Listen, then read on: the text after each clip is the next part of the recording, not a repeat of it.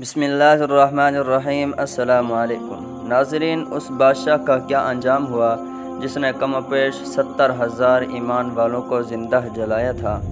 جب قیصر روم کو ذو نواس کے اس ظلم و ستم کا پتہ چلا اور یہ معلوم ہوا کہ ذو نواس نے انجیل مقدس کو جلایا ہے، عیسائیوں پر ظلم کیا ہے، تو اس نے حبشہ کے بادشاہ نجاشی کو خط لکھا، کہا اس ظالم سے ظلم کا بدلہ لیا جائے۔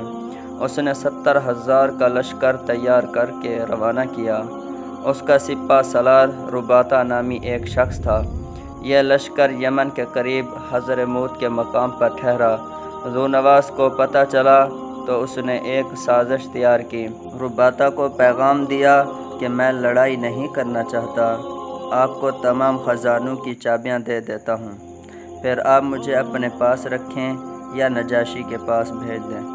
ذو نواس نے خزانے کی چابیاں اونٹ پر لاد کر رباطہ کے پاس پہنچا دیں اور پھر رباطہ کو صنعاء شہر لے آیا اور تمام خزانے اس کے سپرد کر دیے۔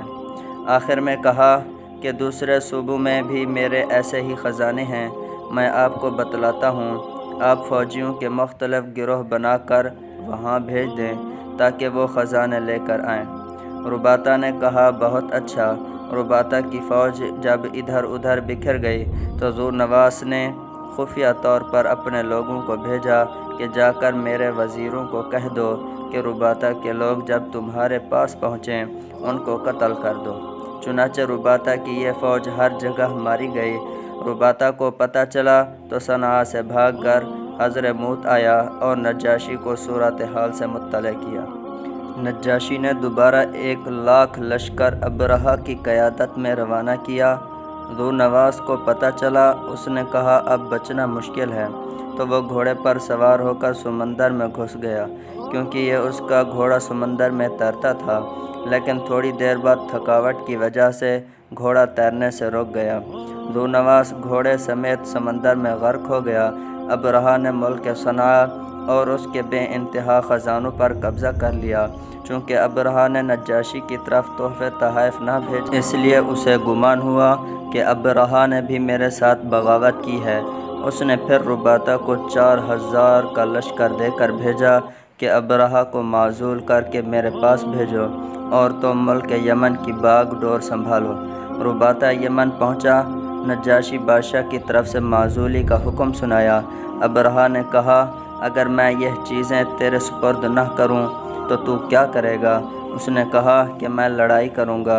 اس نے کہا اچھا، سب سے پہلے تو اور میں لڑائی کرتے ہیں۔ دونوں میدان میں آ گئے۔ ابرہہ نے اپنے ایک غلام کو کہا تم رباطہ کے قریب کہیں چھپ کر کھڑے ہو جاؤ، اس کو قتل کر دو۔ رباطہ نے ابرہہ کے سر پر تلوار ماری، لیکن اس نے خود پہنی ہوئی تھی، سر تو نہ کٹا، البتہ ابرہہ کی ناک کٹ گئی، اس لیے اس کو ابرہ الاشرم کہا جاتا ہے۔ اشرم کا معنی ناک کٹا۔ ادھر پیچھے ابرہہ کے غلام نے رباطہ پر حملہ کیا، اس کو قتل کر دیا۔ نجاشی کو اطلاع ملی تو اس نے قسم کھائی جب تک ابرہہ کو قتل نہ کروں گا خاموش نہیں رہوں گا۔ ابرہہ نے نجاشی کو بہت سے تحفے تحائف بھیجے اور معذرت کی کہ رباطہ نے میرے ساتھ زیادتی کی، اس لیے میں نے اسے قتل کیا، میں آپ کا فرما بردار ہوں۔ نجاشی نے اس کی معذرت قبول کر لی۔ ناظرین، یہ وہی ابرہہ ہے جو ہاتھیوں کا لشکر لے کر کعبۃ اللہ کو گرانے آیا تھا۔